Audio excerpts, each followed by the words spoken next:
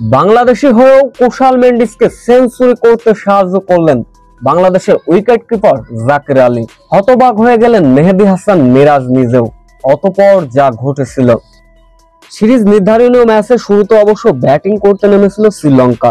দলীয় 100 রানের মাথায় 3 উইকেট হারিয়েছিল লঙ্কানরা। তবে কামিন্ডো মেন্ডিস এবং আসালাঙ্কা দুর্দান্ত একটা পার্টনারশিপ গড়ে তুললেন।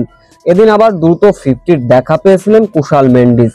50-র পরও থেমে থাকেননি, রীতিমতো বাংলাদেশ বোলারদের উপর চোখ রাঙাচ্ছিল এই জুটি। যখন কুশাল মেন্ডিস সেঞ্চুরি খুবই দ্বার প্রান্তে, সেঞ্চুরিও অবশ্য করতে পারতেন না যদি কিনা বাংলাদেশের উইকেট কিপার জাকির আলী এই ভুলটা না করে বসতেন। ইনিংসের 36তম ওভারের 5ম বলের ঘটনা।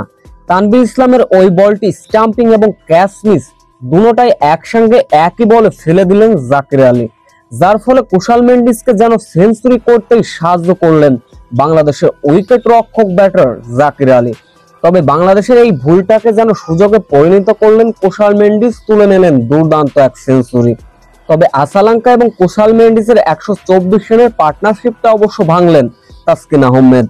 শ্রীলঙ্কার দলীয় রান যখন 40.3 বলে 224, তখনই ব্রেক থ্রু এনে দিলেন তাসকিন আহমেদ।